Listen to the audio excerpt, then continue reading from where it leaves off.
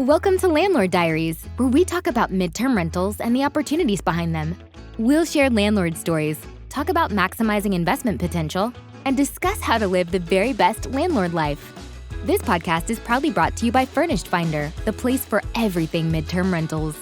Remember to like and subscribe if you enjoy our content. Hello, everyone. Welcome back. It's Kelly Bailey, your host of the Landlord Diaries. We appreciate you being here. If you like our episodes, don't forget to subscribe, like, and comment. Hey, everyone. I'm Katie Lyon, the co-host here. And first, we just want to say thanks again for being here with us. And second of all, you guys are going to have to forgive us. This is one of those episodes where technology was not on our side. We've got some glitches. Hang with us. Al, who we interview on this episode, has so much great content. He talks about hospitality, the value of upgrades, and investing in your business. And don't let our technology glitches get in the way. We are far from perfect, and neither Kelly and I neither of us will take the title of technology queen or head of IT. So there is a lot that goes into these episodes, but what we really want you guys to get is the value of the content. So for a while, you might enjoy a freeze frame of Kelly's face, and luckily she's beautiful, and we can all enjoy that. So please enjoy this episode, and remember, this episode and every episode is brought to you by Furnished Finder, the online marketplace for midterm rentals. You can list your property for just $99 a year, and that gets you unlimited leads, unlimited tenant communication. It gets you all sorts of resources. It's like such a great value that most people don't believe us when we say that it's truly $99 a year. So we would love your comments, your feedback, and again, thanks for listening. Enjoy.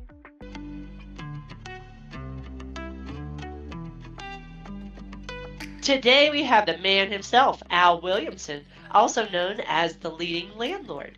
Al trains others on innovative ways landlords can create new income streams, reduce expenses, and grow their equity. Owning real estate is proven to be one of the best strategies for generating passive income, and leading landlords seeks to address the best practices for doing so. Al offers master classes, a YouTube channel, has 23 listings on Furnished Finder, and has authored at least 3 books on this topic. You can connect with Al on his website, www.landlordscientist.com. Hi, Al. How are you today? Good. So happy to be with you too. Thank you so much for taking time out of your busy day.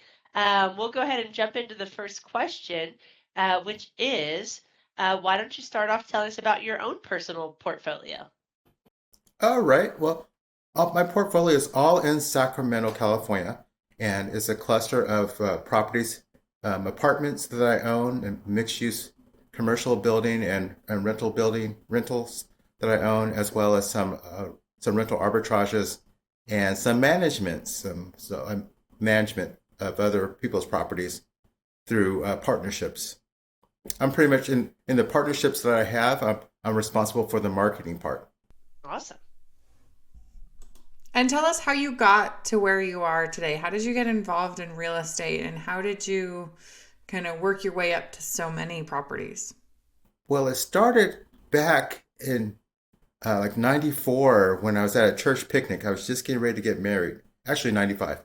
And an older gentleman pulled me aside. He said, "Hey, you two should think about getting a duplex and living in one side of it." Because he had a number of duplexes in Sacramento.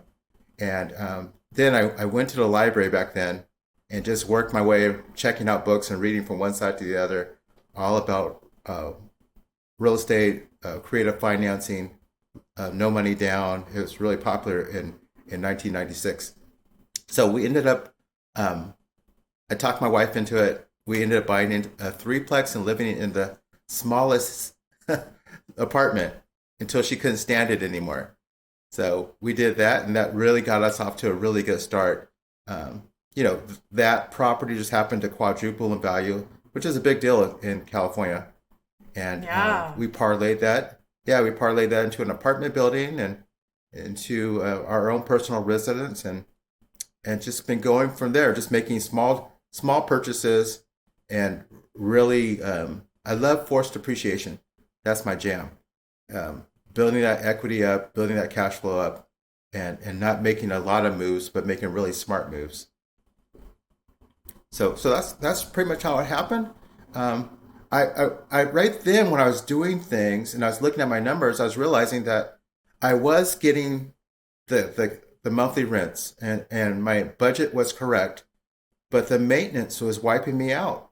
I was doing a lot of maintenance myself and some things I couldn't do, but if you want to take care of your properties and not look like a slumlord, look like you give a care about what you're doing, it costs. And that was the big surprise. And I've talked to other landlords about it for years. And when they're in public, they don't want to talk about it. They want to talk about their number of doors and how many units they have and maybe their revenue.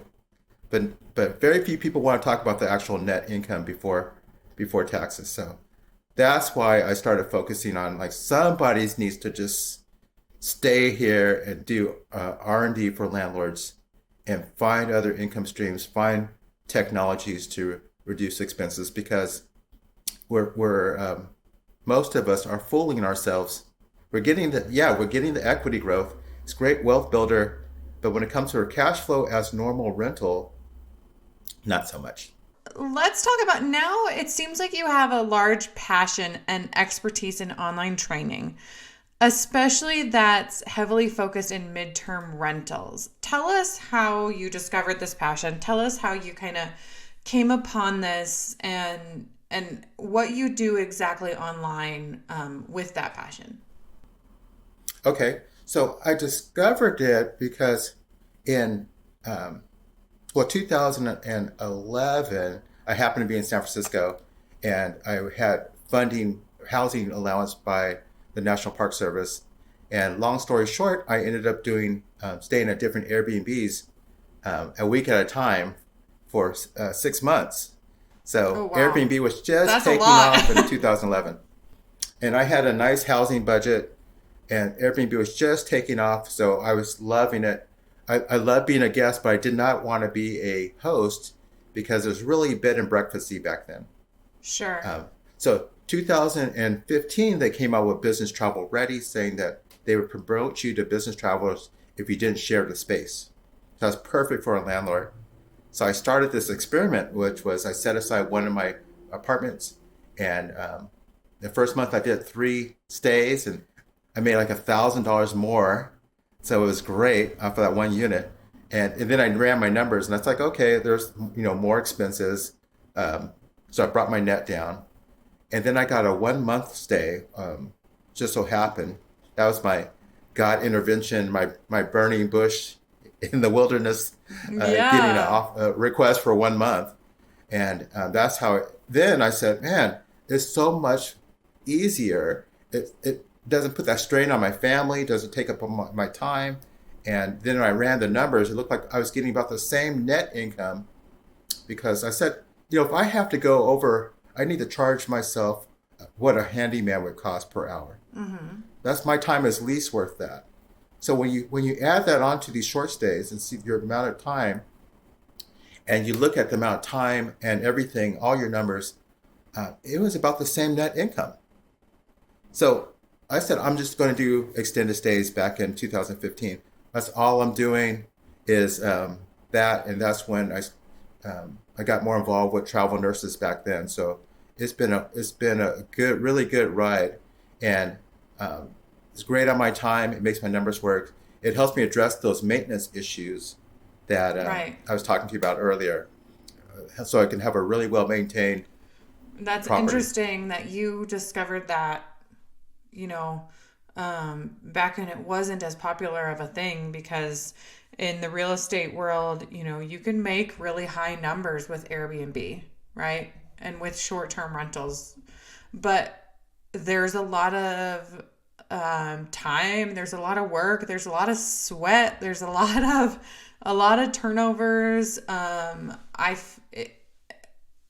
And you're right, with so many expenses, a lot of times it can pan out to be just about the same if you market it correctly and you have the right type of property. Right. I didn't have any competition. No one was managing their calendars correctly. So it's just me. Mm-hmm. And it didn't feel like a job. This short stays felt like a second job that was just really taxing and controlling me because I had to be here. There was just short timelines. I didn't like that. Right. I'm pretty spoiled now. I think... I don't like to do anything on timelines besides meet with you two. I don't like schedules at all. I like. So with so many doors now, speaking of timelines and managing it all, do you have a team? Do you have property managers? Yeah. Do you have kind of your own in-house team? No. Tell us about that. It's my own in-house team. I wrote some software for some that I use for my VAs that are in the Philippines, and so I trained some other people as well, and they use the same VAs. So we kind of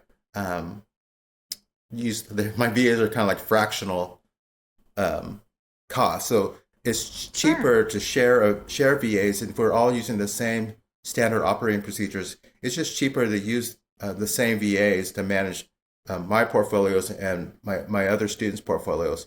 You just can't beat it. So what types of tasks are those VAs doing for you?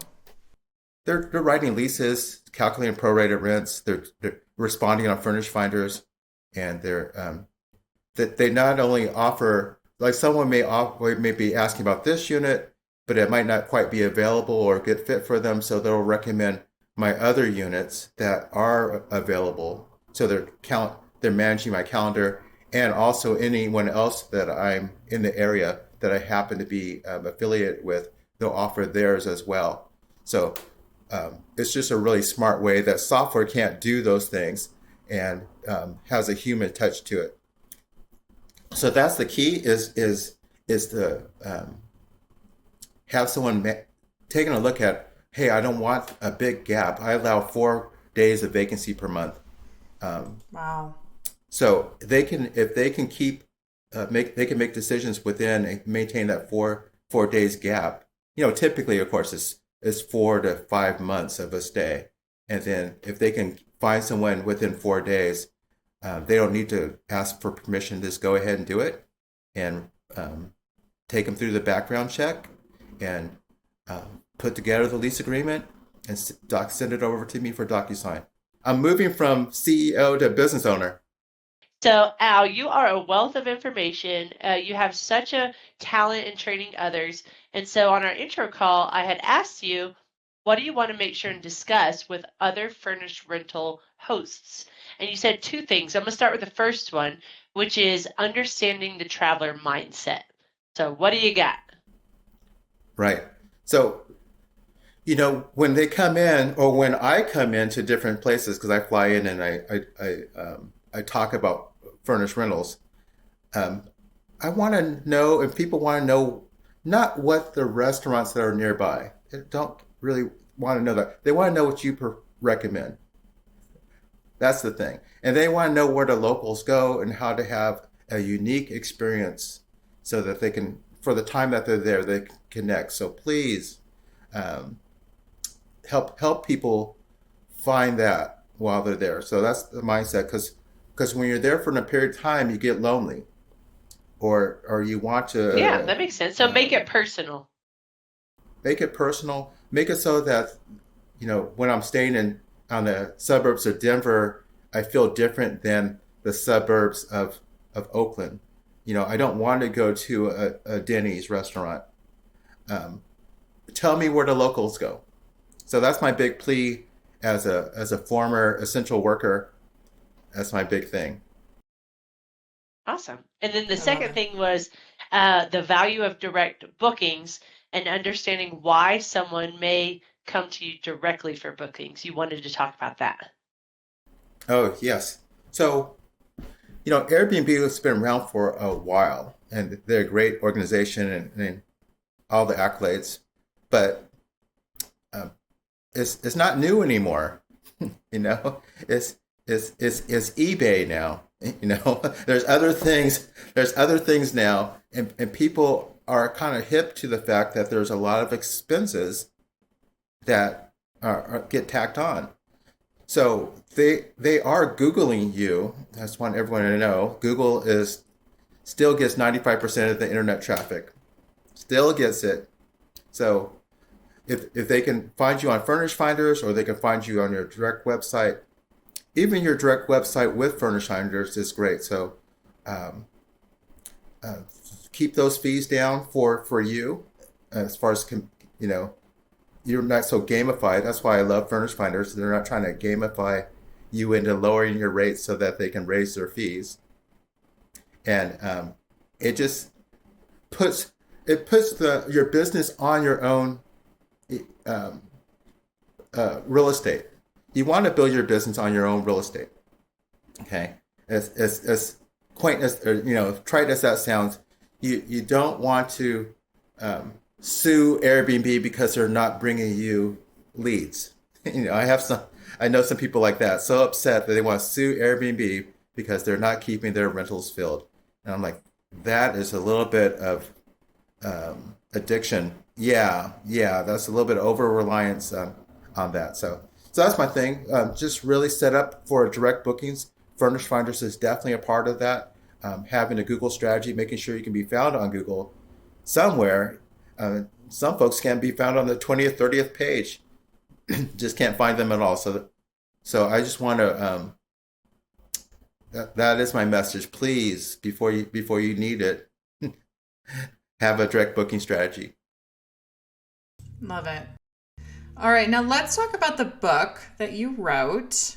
For everyone listening, you can find it on Amazon. It is called 6 Steps to $2,000 a Month of Passive Income Within 1 Year Using Real Estate. So Al, why $2,000? I thought that was a really very doable thing.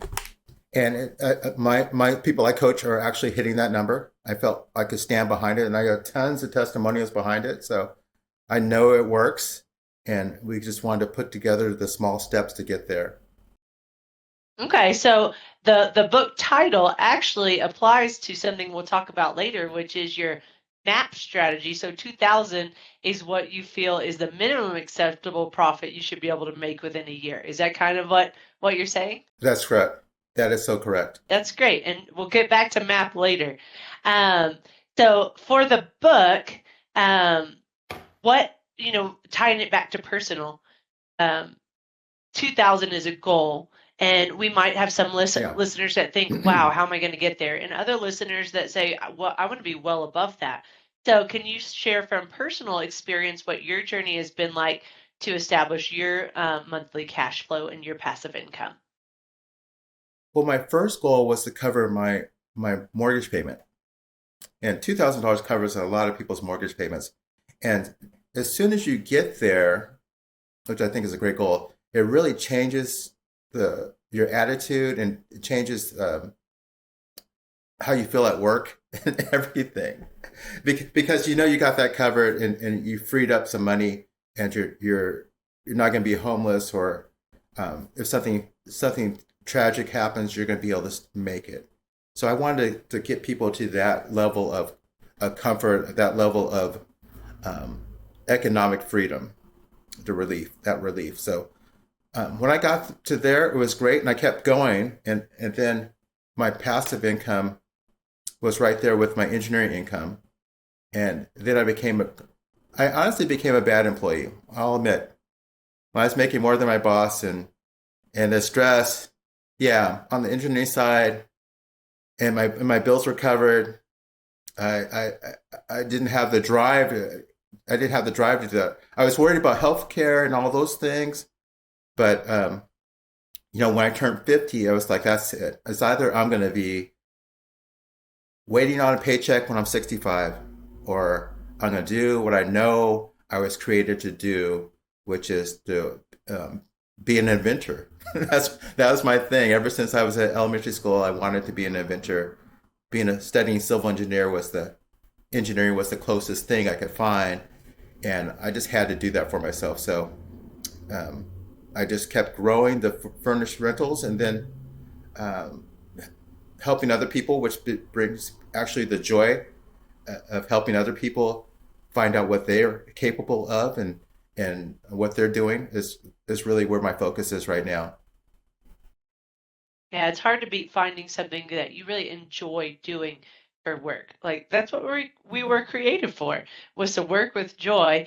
And so many people, I feel like nowadays, don't have that joy and are looking for it. So one thing that you Right. said was one of your holdups was health insurance. So for those that are Right. considering leaving their W-2s and, going full time into real estate investing, what advice do you have on healthcare or anything else that might be holding them up? You know, I don't have any really good advice besides this is going to be scary for a minute. Or at least for me, it was scary for a minute. I knew I could land on my feet, but and I could chart it out and just talking to other people. I simply added some rental. I did a few rental arbitrages and covered that expense. So when that's one reason I wrote the workbook, is to get people to see that they're could use real estate. I do recommend that you own some, but you can use the real estate. You don't have to own the real estate. Just like a stapler, you use a stapler to accomplish a goal, to buying paper. Okay, you can use real estate to create cash flow. You don't have to own it. So if there is a need, my daughter going to college or whatever, you can just add on some properties by. There's a number of ways of controlling properties. One, of course, is owning it, mortgage, but you still don't own it if you have a mortgage, right? You can master lease it. You can joint venture with the owner. You can come in as a manager. You can come in as a caretaker, and subject to options. There's a number of ways of controlling properties that you can use to provide really nice housing for travelers, essential workers like myself, my former self, and we need it so that we can be embedded into the neighborhood and connect with the neighborhood and have a real life experience. So that's my whole manifesto right there. I love it. Love it. All right, Al. So one of the most common questions we get in the midterm rental space is, how do I know my property is a good fit for midterm rentals? Right. We get that question all the time, and I think it's partially because this is not a new space, but it's growing. It's getting a lot of attention as the market shifts, as interest rates are shifting. It's not new, but it's definitely kind of come to the surface and is getting a lot of new eyes on it. Right. And everyone has different answers, but I want to touch on the 6 steps in your book that help answer this question. So Kelly and I will take times to kind of take turns going through here and asking you through. But the first one you mentioned is tallying the number and types of extended stay hotels. So tell us about that and how you use that to help determine demand. Okay. So, started in the 70s with the residence inns, really started this whole thing out by saying there's people who want a kitchenette in their hotel. And it's been growing since then, and they know how to do the research when they find a spot. And there's several different brands of Hiltons and Extended Stay America and many other, 10 other brands. And they're really good at locating and doing the research. So if they are in your town, you just look at that and humble enough to understand that they really, really know what they're doing. If they're locating and spending $12 to $22 million to build something in your spot, is because they're making a profit, and they know they're going to make a profit, and they know there's a growing demand for it. So to copy the A student is what you want to do. You want to copy the A++ student. All right. So you want to do an inventory of what they concluded. That's why you look at the number of extended stay hotels, and then each brand is going after a particular type of person. So you want to identify the different brands so that you can kind of understand the different avatars or the different economic groups and lifestyles that they're going after. For example, Red Roof Inn goes after the lowest of the lowest people, the super economic budget, okay, and the Hyatt Homes, they go after the top. They're typically a top elevated brand. Same with it'd be Residence Inn and also Home Two Suites, not Home Two Suites, but Hometown, Homewood, excuse me. They're going after the higher end, and there's many in between, economic brands, comfort brands, all those. So you really want to know what's there, and once you know what's there, and especially if there's a lot of them there, then you know you can easily compete against at that level. You can easily take a few cars from their parking lot, and it's very safe to do so. I love that. It's such a refreshing way of looking at midterm rentals because we get that question all the time of, how do I know that my property is a good fit? Or I'm thinking of getting into it. How do I know this area is a good fit for midterm rentals? And it's such a refreshing approach that you take that we haven't heard yet. And I think it's really inspiring. So if y'all want to know more about this, his YouTube channel, Al's YouTube channel is really good. And it has pictures and graphs and flow charts. So definitely, if this is intriguing you, go to his YouTube channel and listen to all of his stuff. And while Katie and I like to be a little lengthy because there's so much great stuff from each of you that we don't want to cut off the details, Al happens to keep his pretty short. His are like 4 minutes, 10 minutes, things like that. So they're easy listens. Yeah. So let's move on. Well, before we move on to the second one, do you want to say anything about the MRS number as part of step one? So it's your minimum rental score. So I like that you asked that question because you're kind of wonky about this, just like me, is that the number of brands is important because if there's a variety of brands, that means that's how intense your market is.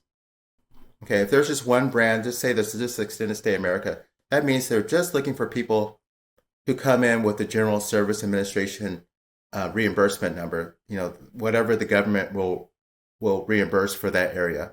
That's what that says. If it's just Extended Stay America, but if you see another brand that's coming in, like Home Two Suites, which could be a little bit higher, and that's going after the young folks like you, Kelly. They're going after the Gen Y folks.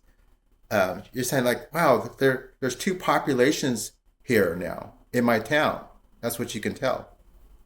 So when you're doing your survey, you got to take that into consideration that not only do I have 4 hotels, but there's 2 brands there, and that's even better for you because you can go after 2 targets now.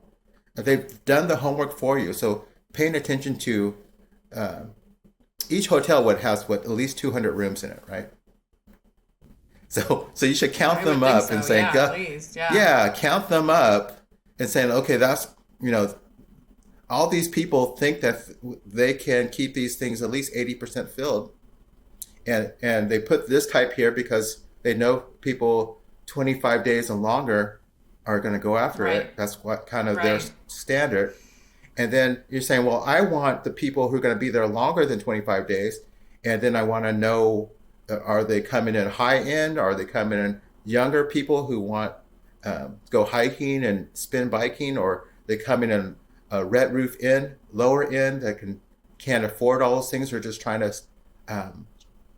tip housing type of thing in transition. And you can tailor your furnishings, you can tailor any extra amenities, you can tailor your pricing, all towards that. This really reminds me of, I remember in college we did a business study about why there's always fast food chains right next to each other, right? You would think that, there's already McDonald's. Why would Burger King put one right there?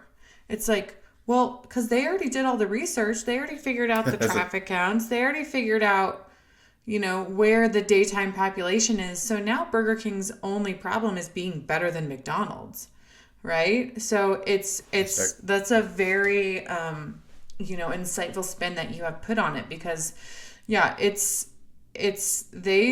taken the time to study and make sure that the demand is there because their risk is high So Right. now all you have to do is be better and get to know your audience more thoroughly and offer something that's a little bit more unique. So I think that's great. It's even a little bit better than what you're saying, because Burger King, if there's McDonald's, they can measure the traffic count in McDonald's parking lot. They can Yeah. actually count it up. So it's not even a guess anymore.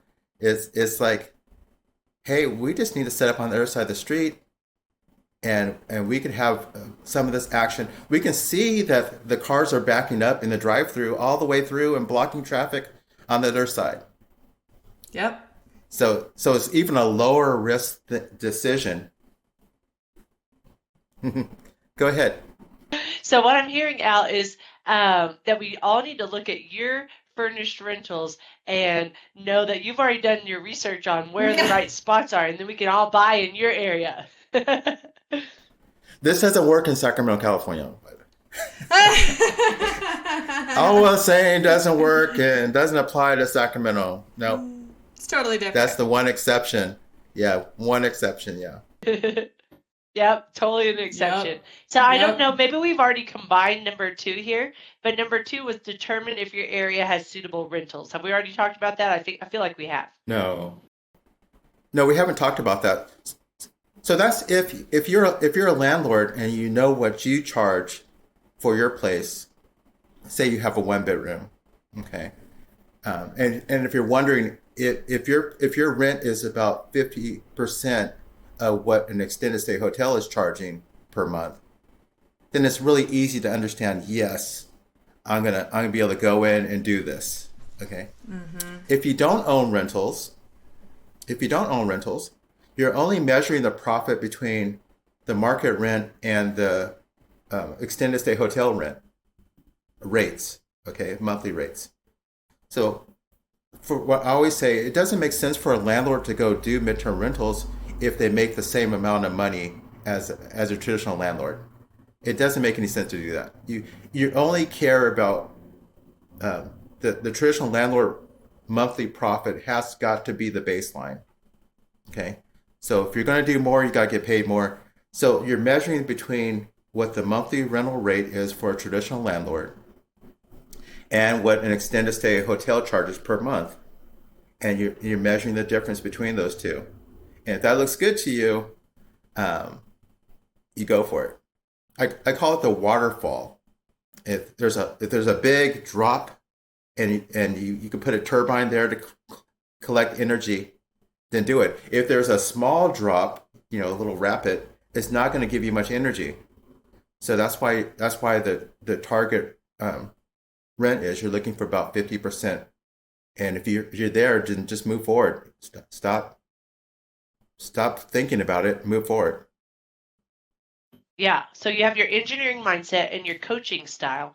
So tied into this, what would you recommend for those that don't know how to figure out what the current market rate for rent is? You can just go to Facebook Marketplace and see what owners are charging for rent. You can do that. You can check Zillow, Craigslist, wherever if it's a real rate, not a scam. You can just see what's going on in that area. That's one way, coming from the bottom up. The other way is to what I recommend is to calculate what an extended stay hotel is charging, especially if there's a number of them. Let's say there's a number of I'm thinking of a brand, Staywood or something like that. That's an extended stay. You find out what their monthly rate is. You divide it by 2. So you're going to find that's the 50%, or that's your target monthly rental rate. And then you go and you see if you can find a rental for that amount or less.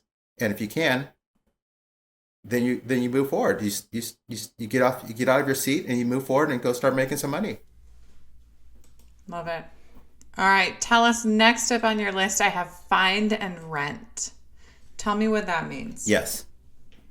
That is, if you once you find that target monthly rental rate that you know will work, and if you can find things in your area for that price, then you go and you approach a landlord, or if you own it yourself, you just go do it.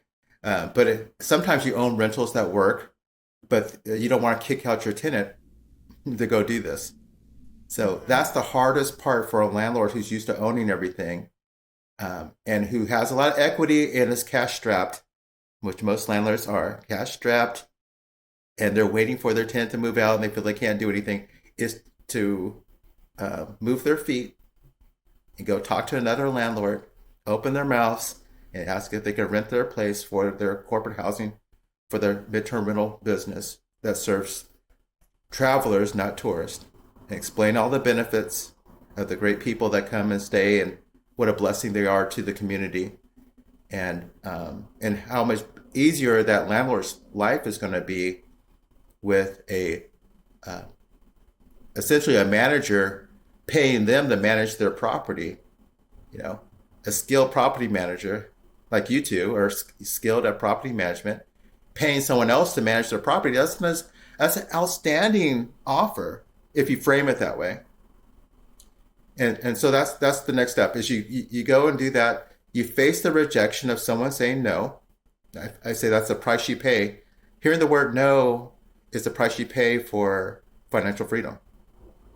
You got to be able to hear that and move forward, adjust your offer, because they say no to your offer. That took me years to.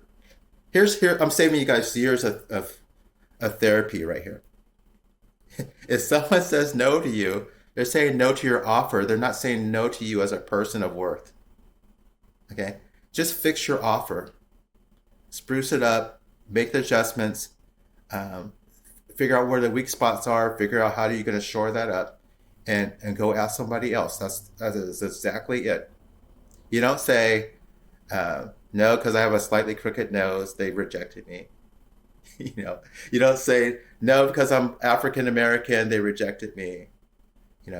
Right. You say it's my offer. It's my offer. My offer. It's my offer. Let me fix my offer, and then that is the choke point for many people. It's a subconscious thing, which is why I spend a lot of time coaching on this topic, because I feel we have to.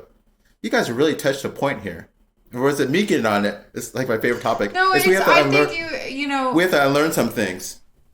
It's a big thing here, right? Because it's real estate and real estate investing and even property ownership is something where you're going to hear no a lot.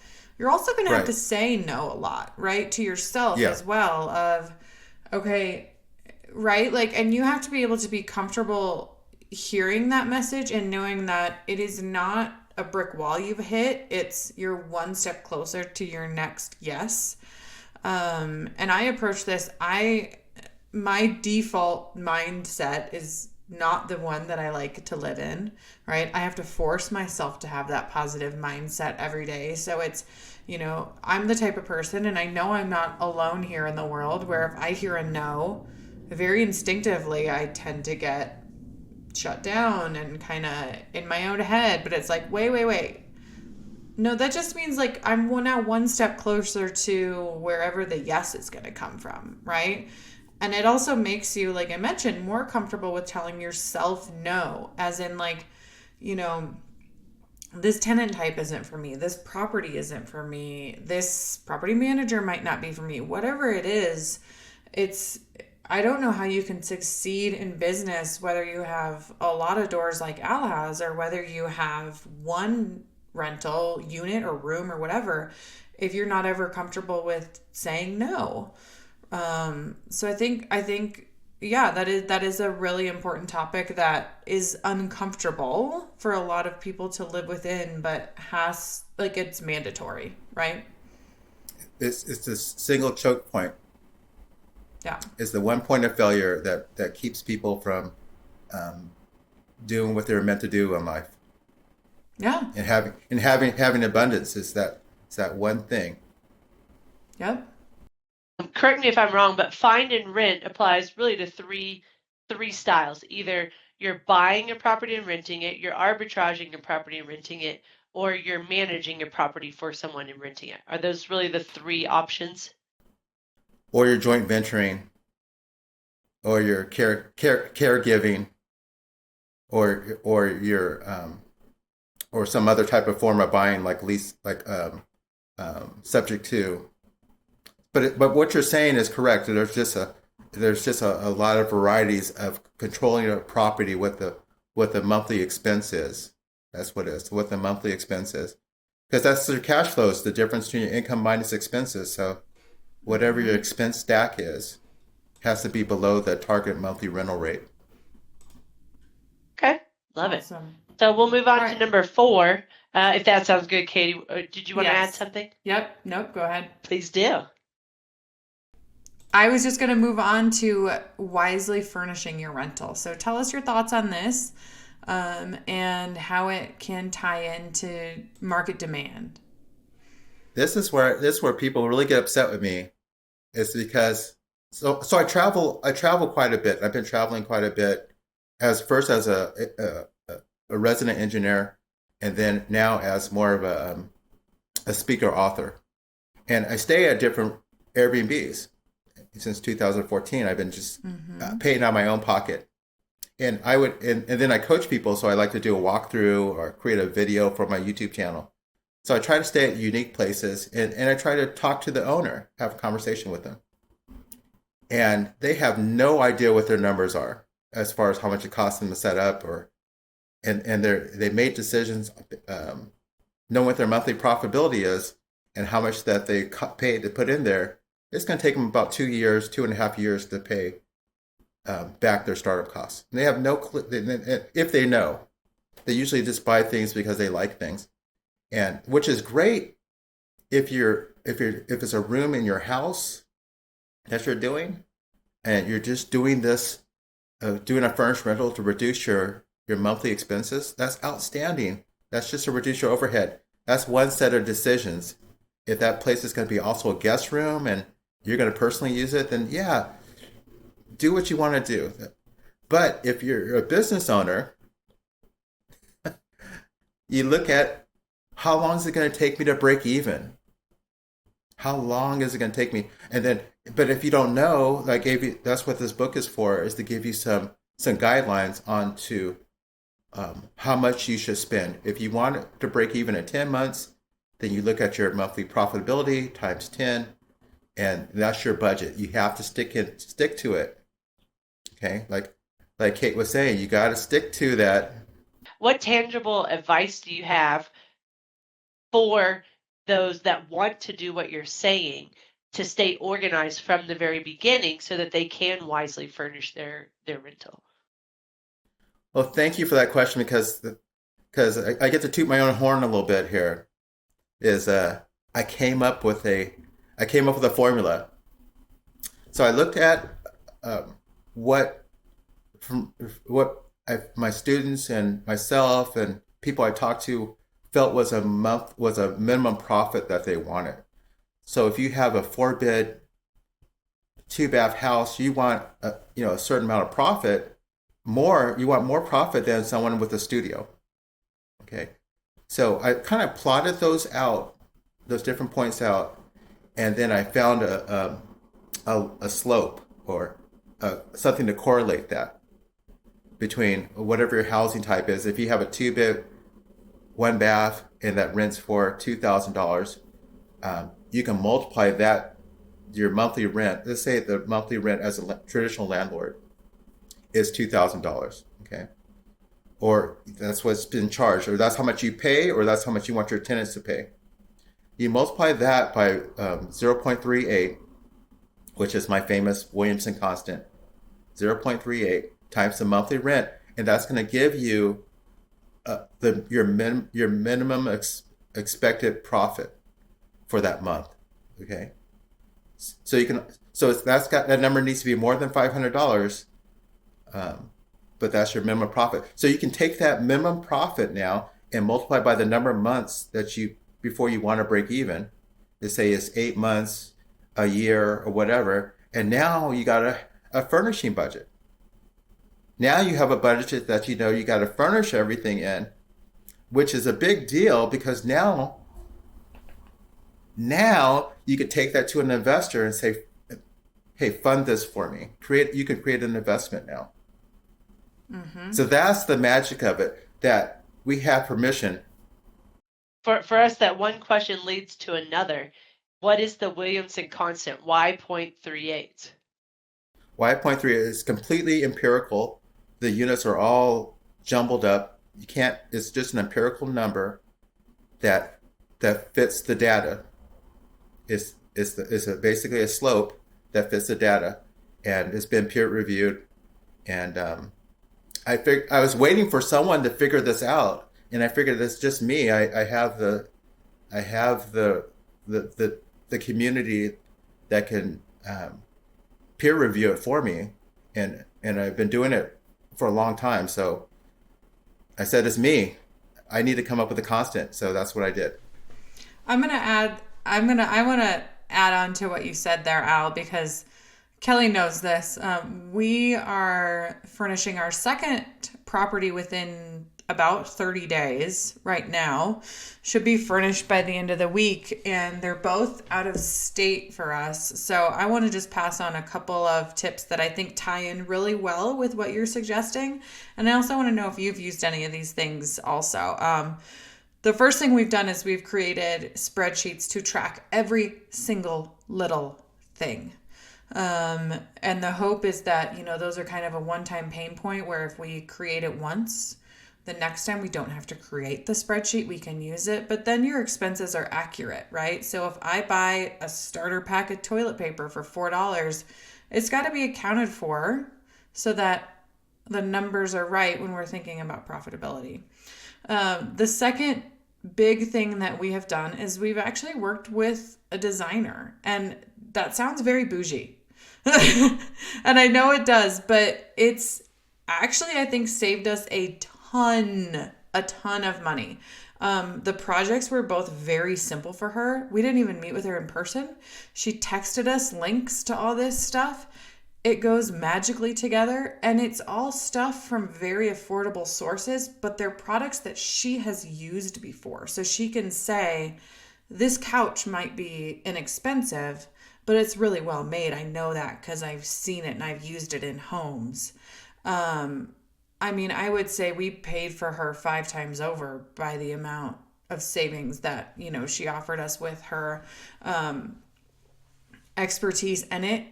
And the weight lifted from my shoulders was enormous. So I'm curious if you've ever used, any designers or, if you've come up with any systems for that as well, because it can get really overwhelming even for a small property.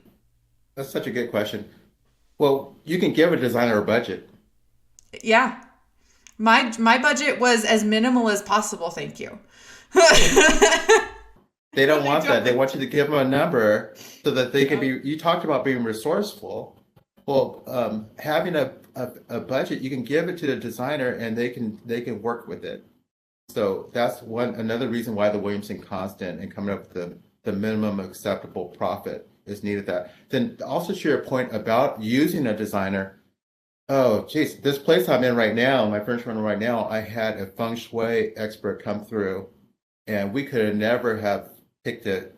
We didn't know about rolling carts and what was needed where. So that was he was worth his weight because this is not. I have a lot of angles in this space, and then just recently had a unit that wouldn't rent. I've told this inside my own Facebook group. I pride myself on no vacancies, but I hit a patch here in December of 2022 where I've had my longest vacancy in my entire career of a little bit over a month, and we're just freaking. If I have a vacancy, this is how I feel. If I have a vacancy, then my whole team has failed, and I've failed in this because we had 30 more days to find somebody. So it's a complete failure. That's how I feel about a vacancy.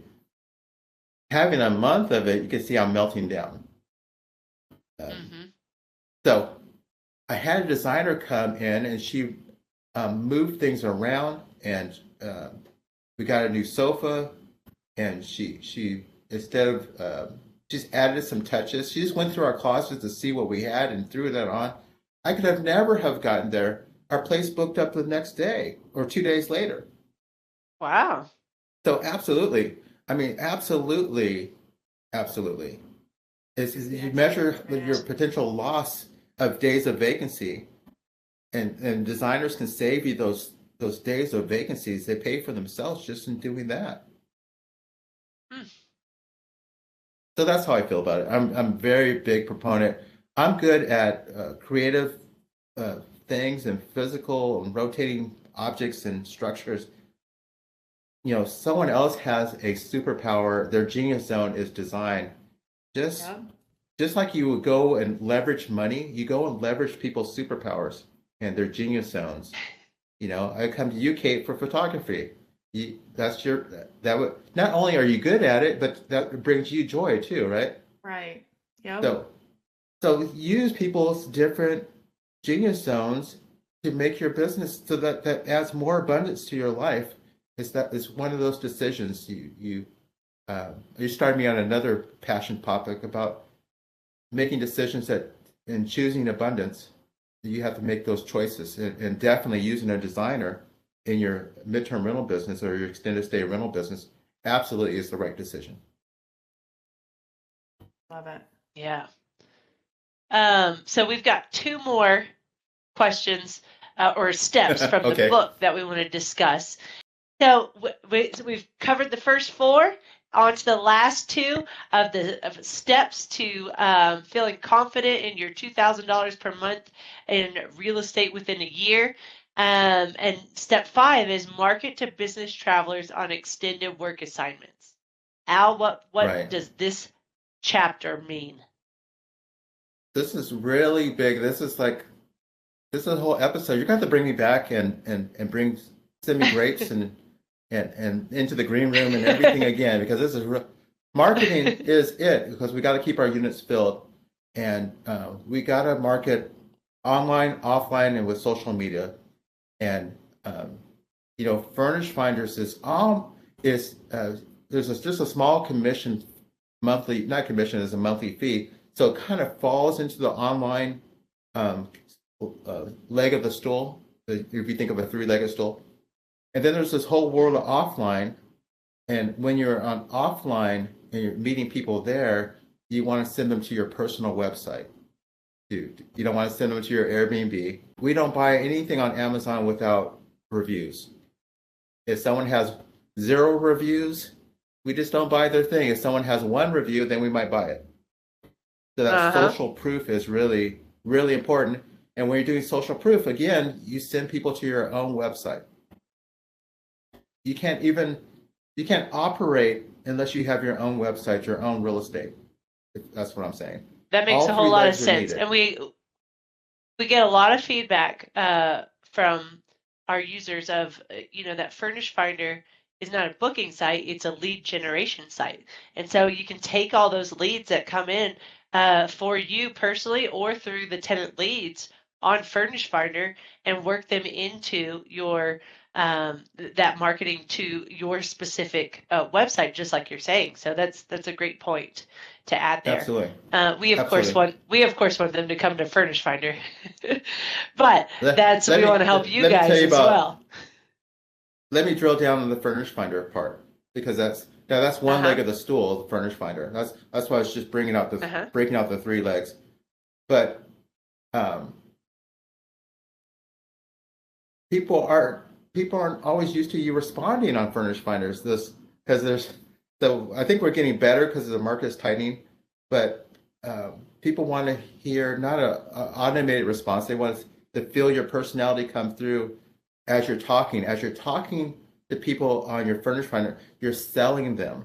You're predicting what they want. Okay, so it's really textual messaging, selling at the same time. So be present and aware that if you hear they have a dog, talk about how far you are from the dog park. If you hear they have kids, to talk about something that they may enjoy doing, and that's how you are talking to people's internal needs. So that's what I want to get to. When you're responding on Furnish Finder, try to talk to people's internal issue, and then you can close the deal quicker. But it's absolutely essential furnish finders. It really is an essential for this space, but just being on there is not enough. You got to You gotta be active. understand that And you gotta be you're involved. selling as you're communicating. Yep. And I don't know if y'all have noticed, but I've sure noticed Al has been practicing what he's saying during this whole episode. He's tied back in things that Katie is interested in, things that I'm interested in. So I follow you, Al, and it does make it very personal, and that's such great advice for our audience. Yeah, absolutely. All right, Al, the last one we have here for you, welcoming your client and repeating the process. Tell us all about this. So we're trying to get to $2,000 a month. So you may have to add several midterm rentals onto your system, but there definitely needs to be a welcome. There's a number of things that go on to that when you come into a new place, I think other people talk about, but there's got to be the smell, the staging, and everything needs to be in order. So that needs to be paid attention, and also the collecting the financing, because Airbnb does it for you, but if otherwise you really need to have a process of not giving access codes until you got your funds. So there's a whole bunch to welcoming your guests, so that is done professionally. But then the process can be repeated again. Since we're using real estate to create this $2,000, whether we own it or not, you may have to repeat the process to add on another unit. I do want to stress that it's not how many units you have, it's definitely the profitability of each unit. So if you get 2 units and you can squeeze out $1,000 profit per month, then you're there. Then you made that $2,000 a month. So I really want to stress it's really important to focus on making each unit profitable, not only getting it, keeping it filled for sure, and reducing vacancies is reducing expenses, but also looking at other ways that you can reduce expenses too, like maybe sharing Wi-Fi signals and other things to reduce your monthly expenses. So that's it. Repeat, That's get to great that advice. $2,000 definitely within a year, absolutely within a year. And it's not about how many you have, it's about how much cash flow that you have available to make your life better. Okay. Yeah. So don't just keep adding on to add on because I need a big portfolio. Just get to $2,000, Yeah. enjoy it, cover your rent, enjoy your family, and then add on from there. That's my big thing. I feel like you hit a really good point there that we haven't talked about on the show, which is the collecting the payment step. And, different people do it different ways. Some people use KeyCheck, which is offered, Furnish Finder's business side, and set up the automated payments that way. Others use direct booking. So there's a lot of different options. But the part that you stated that I think is important for us to talk about that we haven't on the show is when to do those things, when to collect the money, and when to give the access codes, because honestly, there's distrust on both sides, on the traveler side and on the landlord side. So it's like you have to work together well to make sure that everyone feels comfortable and safe with the transaction. So like Dave and I, in the lease, we go ahead and put in the lease when we're signing with our travelers after we've already done the background check. Then we communicate all the steps along the way, and we let them know, hey, we just, we ask for the deposit within 3 days of signing the lease, and then we'll go ahead and take the property off the market. And then we continue that with, and whenever you're ready to pay the first month's rent, you have up until the move-in day. But if you'd like to pay it early, then we'll go ahead and send over the welcome, the house rules from Furnish Finder and the access codes as soon as you paid the first month rent. So how do you do it, Al, and what do you recommend for your training style? So we have some healthcare professionals who are really on guard. They've been scammed, or they heard about scams or something like that. So when I'm dealing with them, that's their internal need is to not be scammed, not be taken advantage of, not because there's already hurt right there. So in those cases, after they pay their security deposit, we'll let them take a look around. I'll give them access.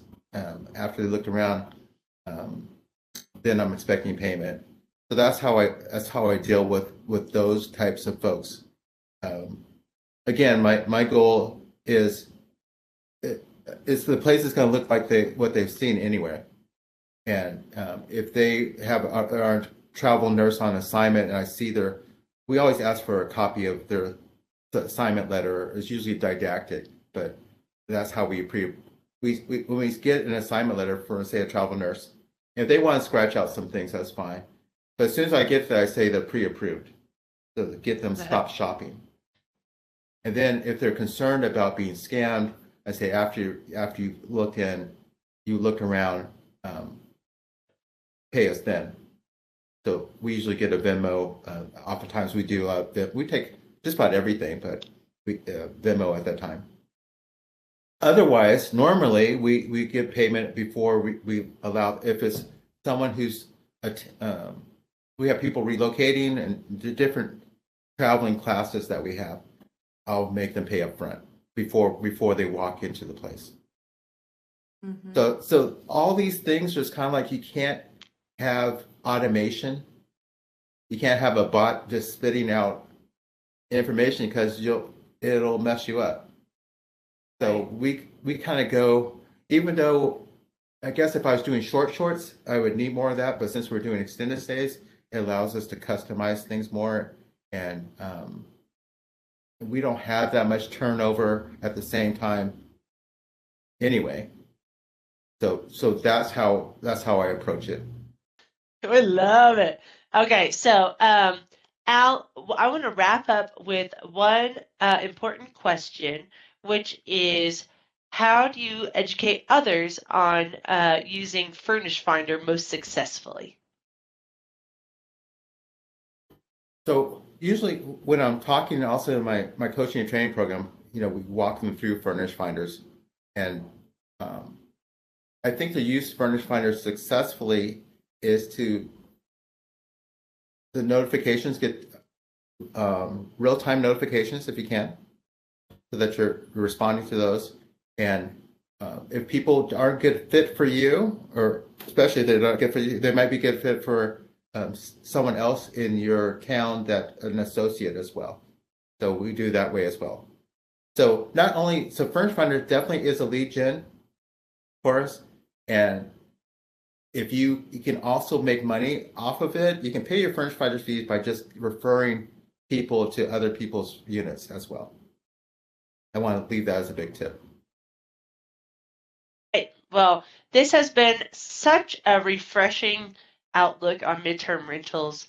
So just a reminder, if you really enjoy Al's style of teaching and you want to hear more from Al, remind them how they can connect with you, please, Al. You can get into my whole world by going to landlordscientist.com. Again, you can get a copy of a PDF of my book, 40 Ways to Increase the Net Income of Your Rental Properties. Also, an audio series on the top 10 ways to reduce your expenses. So all that at landlordscientist.com. Well, we really appreciate you being here today. I've enjoyed it, and I'm going to have to re-listen to. There's so many of our episodes I need to re-listen to multiple times to really, hone in and change some of the ways I'm doing things. So thank you so much for being here. Absolutely. All right. Well, have a good day, everyone. And if you have any questions for Al, please go ahead and go to the YouTube episode and ask away.